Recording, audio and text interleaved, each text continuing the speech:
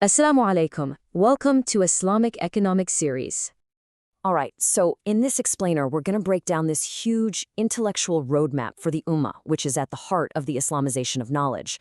We're going to look at what the mission really is, then we'll get into a massive two-stage plan for a complete intellectual revival, and finally, we'll see how special institutes are the ones tasked with making this whole vision a reality.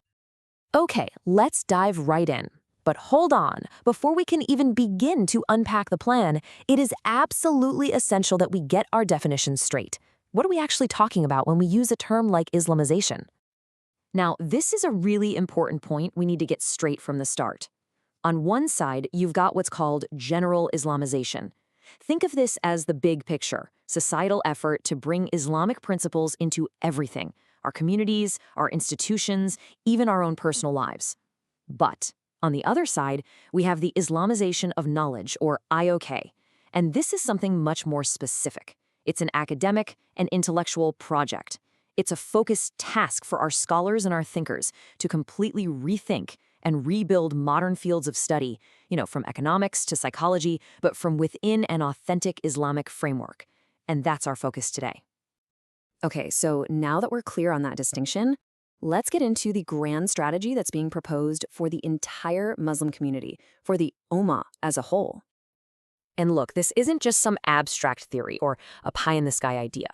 What the source material lays out is a structured, practical work plan.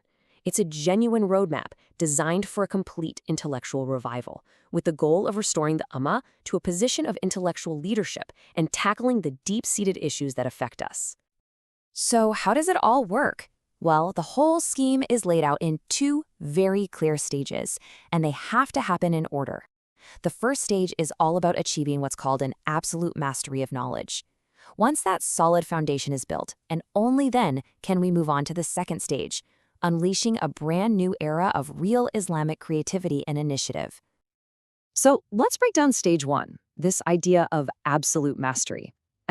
This is the foundation. It's totally non-negotiable. It's the bedrock that the entire structure has to be built on. So what does that actually mean, mastery? Well, first, it means that Muslim academics have to gain a complete and total command of all the modern disciplines. And we're not just talking about getting a piece of paper here. This is about deeply, fundamentally understanding their philosophies, their methods, their goals, and everything they bring to the table. But here's the thing, that's only half the equation. At the exact same time as mastering modern knowledge, our scholars must achieve an equally deep and equally absolute command of our own rich Islamic intellectual heritage. So you've got this two-sided coin, a deep dive into the modern and an equally deep dive into our own tradition. Both are essential. All right, so once you've built this incredible foundation, this deep, dual mastery, then, and only then, does the agenda move to its real purpose, its ultimate objective, a stage of true creativity and innovation.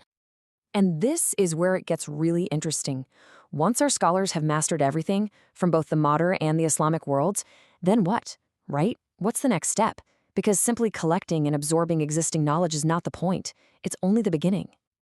The whole point is to shift from just being a sponge, just passively absorbing information, to actually creating something new. This means taking all that mastered knowledge and putting it to work. It involves figuring out the real, pressing issues facing the Ummah.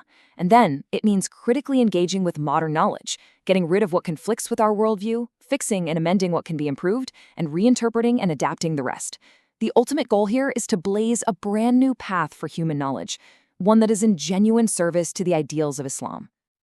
And this quote right here, wow, it just perfectly captures the sheer scale, the ambition of this whole vision. We're talking about nothing less than recasting the entire legacy of human knowledge from the viewpoint of Islam. It's about building a whole new intellectual paradigm. Now, you might be thinking, a vision this big, how on earth do you make it happen? It's not just going to materialize out of thin air, right? It needs a dedicated engine to drive it forward and turn all this incredible theory into real action.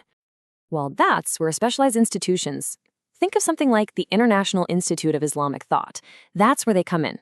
The plan is very clear that you need these dedicated organizations to lead the charge, to translate this broad vision for the Ummah into tangible things like research papers, new university textbooks, and cutting-edge academic programs. Now, what I find really fascinating is the methodology here. The approach isn't some static, rigid plan set in stone. It's a dynamic process described as learning through doing. The idea is that the work plan itself evolves and becomes sharper and more precise as more scholars get involved and as our collective knowledge on the subject grows. It's an interactive, living process. So this whole dynamic process, it's not just random. It's built on some really solid core principles. The methodology brings together three core Islamic sources of knowledge. You have revelation, or wahi, you have reason, or aql, and you have the signs in the universe itself, al-kawn. This entire framework makes it clear that the Islamization of knowledge isn't a one-time project you just finish. No, it's a continuous, ongoing process that achieves its goals slowly through the steady buildup and development of ideas over time. So I want to leave you with this to think about. If this incredibly ambitious agenda actually succeeds, if it's built on that deep mastery and then fueled by true Islamic creativity, what kind of new paths could it open up for the Ummah? What could it really mean for our ability to realize God's will and make a profound, authentic contribution to history and to the world? See you in the next one. Subscribe, like, and comment.